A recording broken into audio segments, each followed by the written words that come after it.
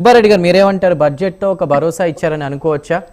So కేంద్ర ప్రభుత్వ సహకారంతో విధ్వంసం నుంచి మేము వికాసం వైపు వెళుతున్నామని కూటమి అంటే అసెంబ్లీలో చెప్పకనే చెప్పారు. బట్ ఆ కేటాయింపులన్నీ కూడా మనకు శ్రీనివాసరావు గారు మరొకసారి చదివి వినిపించారు. దీంతో మెరుగైన ఏపీ మనం చూడొచ్చా? 2047 లక్ష్యాన్ని చేరుకోవచ్చా? మీ మాటల్లో. ఖచ్చితంగా అండి. ముందుగా ప్రైమ్ లైన్ సీనియర్ జర్నలిస్ట్ అయినటువంటి చంద్ర గారికి, మరియు జనసేన నాయకులు శ్రీనివాసరావు గారికి, టీడీపీ నాయకులు జిలాని గారికి, వైసీపీ నాయకులు వెంకటేశ్వర రెడ్డి గారికి శుభ సాయంత్రము.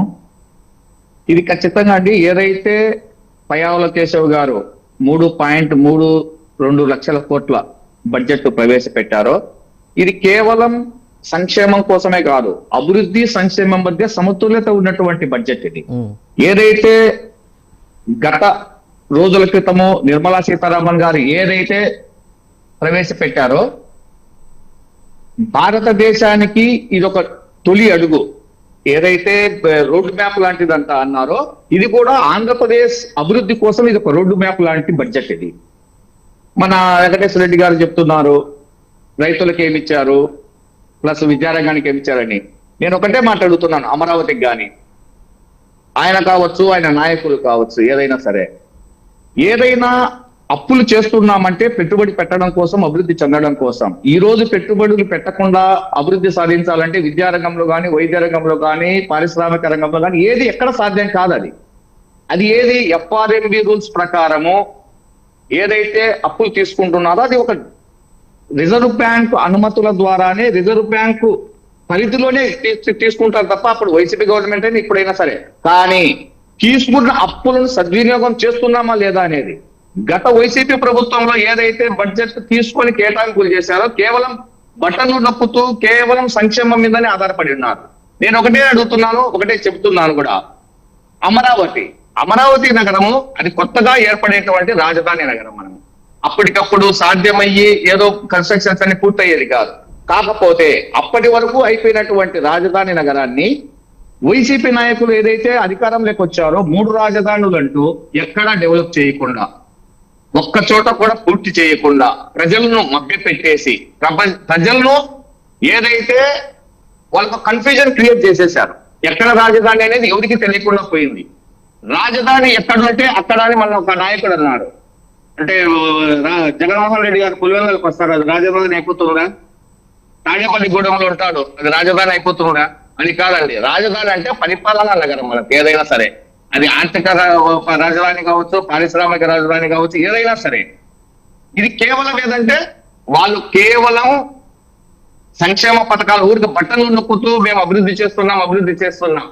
ఎప్పుడైనా నరేంద్ర మోడీ గారు కావచ్చు, ఎవరైనా సరే మా భారతీయ జనతా పార్టీ కానీ, కూటమి నాయకులు కానీ ఒకటే చెప్తారు, మనం ప్రజలకు ఏది నేర్పించాలి, చేపలు పట్టడం నేర్పించాలి కానీ ఒలిచి నోట్లో పెట్టి తినిపించడం కాదు. ఎప్పుడైనా సరే అప్పుడు మాత్రమే మనకు అభివృద్ధి సాధ్యమవుతుంది. రైతుల గురించి చెప్పారు. రైతులకు ఏనాడైనా వైసీపీ ప్రభుత్వము వాళ్ళకు ఇన్సూరెన్స్ పథకాలకు సక్రమం టైంలో కట్టారా, లేకుండా అంటే డ్రిప్ సిస్టమ్ ఏ రోజున 5 సంవత్సరాలలో డ్రిప్ కు సబ్సిడీ కేటాయించింది లేదు, డ్రిప్ సిస్టమ్ ఇచ్చింది లేదు రైతులకు. ఇంకొకటి వాళ్ళకి ఏదైతే సబ్సిడీలు ట్రాక్టర్లు కానీ ఇంకొక ఏదైనా వ్యవసాయ పనిముట్లు ఇచ్చారంటే అది లేదు. అంటే 5 సంవత్సరాల కాలంలో ఏనాడు కూడా రైతుల పట్ల కొంచెం కూడా అవగాహన లేకుండా, రైతులను అభివృద్ధి చేయాలని లేకుండా కేవలం ఇప్పుడు ఆయన వెంకటేశ్వర రెడ్డి గారు చెప్తున్నారు రైతుల ద్వారా ఆదాయం అనేది ఎప్పుడు చూసుకోకూడదు. రైతులను సంక్షేమం, వాళ్ళను అభివృద్ధి పథం వాళ్ళ అభివృద్ధి చెందేటట్టు, రైతుల ద్వారా దేశం అభివృద్ధి చెందేటట్టు చూడాలి. కానీ వాళ్ళ ఆదాయాన్ని లెక్క కడుతూ పోవడం అంటే అది కాని పని. ఎప్పటికైనా సరే రైతు అభివృద్ధి చెందాలి, రైతు కష్టాల నుంచి బయటికి పడాలి. దానికి ప్రభుత్వం ఏం చేయాలి? వాళ్ళకి డ్రిప్ సిస్టమ్ ఇవ్వడం కానీ, లేకుంటే ఎరువులు సప్లై చేయడం కానీ, వాళ్ళకి సబ్సిడీలు ఇవ్వడం కానీ, సబ్సిడీల ద్వారా పరికరాలు వాళ్ళ పనిముట్లు కల్పించడం కానీ ఇది చేయాలి. కానీ రైతులకు ఏమీ చేయకుండా మేము రైతులను గట్టెక్కిస్తున్నాం అనేది తప్పు మాట. అంతేకాదు విద్యా రంగంలో కూడా చాలా అవినీతి, క్రీడల్లో అవినీతి, విద్యారంగంలో స్కూళ్ళల్లో వాళ్ళు ఇంతకు ముందు కేవలం ఇంగ్లీష్ మీడియం అని, అదేదో తెలుగు చదివితే ఉద్యోగాలు రావనే భావన కలిగించినారు అప్పట్లో.